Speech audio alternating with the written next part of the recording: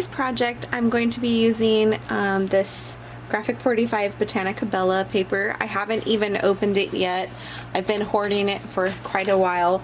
I had another stack of this that I've used in the past, but this one I purchased some while ago and just have been holding on to it for a really long time. So I was thinking that to make something with it today would be kind of fun, and I thought about using this bamboo box, and I think I got this at the dollar store or something like that. I'm not really sure, but wherever I got it, it was really cheap. Might have been Michael's or one of those places in their like cheap section by the front. So that's the stack I'm gonna use on this project today. Okay, so I finished painting this box. I just went ahead and painted the ends and the little button here, and I let it dry. And so what I will do is I'm gonna go ahead and I left the inside just the wood color, and what I'm gonna go ahead and do is I'm going to go ahead and put some texture on it and then ink it up. And then I have found already the piece that I really like from this collection, from the Botanicabella collection. This little, let's see if you can see that there. It's this cute little bee thing, and it looks like it will fit perfectly on there.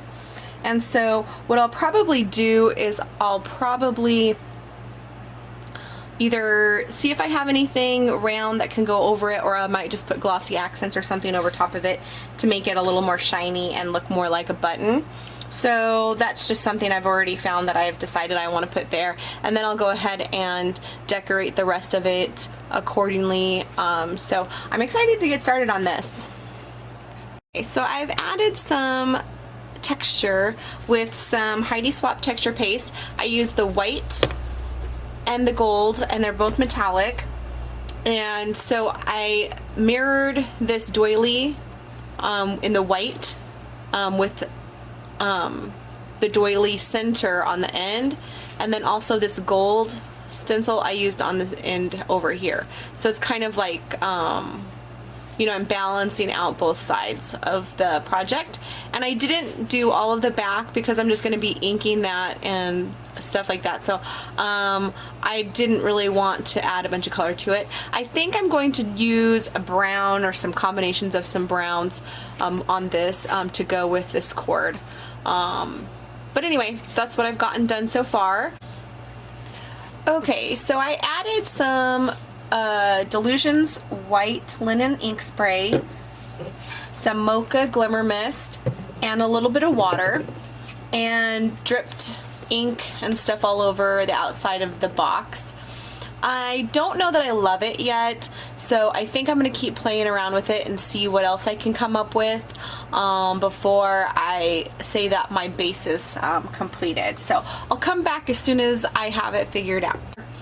And I like how darkening it helps bring out the gold a little bit better, and I really think it's about the color that I'm going to keep it. So what I did to make it a little darker is I used my blending foam and my Tim Holtz walnut ink stain just on the pad, and I just went around it and inked it where I wanted the ink to be.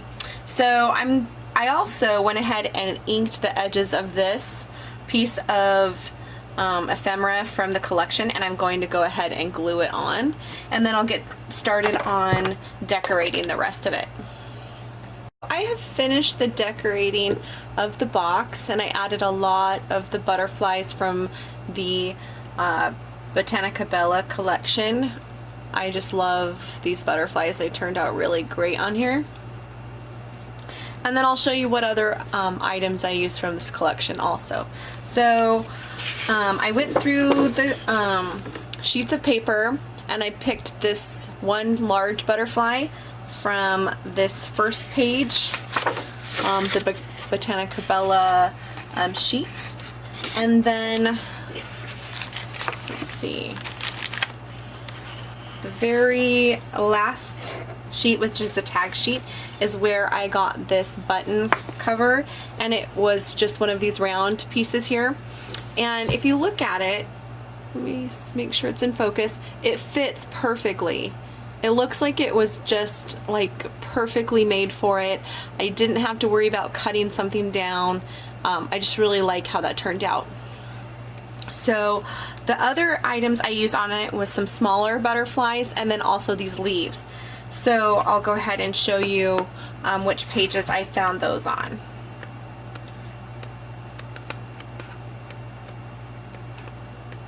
Okay, so the leaves I got from this section here. They're these leaves right here. I just cut them off the piece of paper and then trimmed them out. I did cut them separately into several different leaves. And then the butterflies are from this butterfly sheet here. I just cut out 4 of them.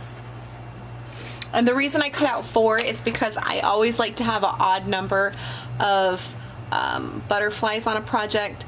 I'm not sure why I like it that way, but I think even numbers just don't look as good as odd numbers. And so for the flowers that I have tucked under here, I used 2 flowers from these Prima. And so I used this large one here, and then also the dark brown one that's next to it. So I used those 2 flowers from, it looks like it's the Engraver collection from Prima. And I got these at Tuesday Morning for $1.99. So when I found these at Tuesday Morning, I bought every package that they had because, well, I love flowers. So, and I'm mean and I didn't save any for anyone else. So, yeah, when I go there and I see Prima flowers for $1.99, I buy every single package because, you know, well, why would you not? So, but anyway, that's how it looks. I just really love how that turned out. I just love it. So, anyways, you can still take the string off. You just have to be a little bit careful. And it still opens up and you can put something inside. So that's my mixed media project for today. Thank you so much for watching and have a great day.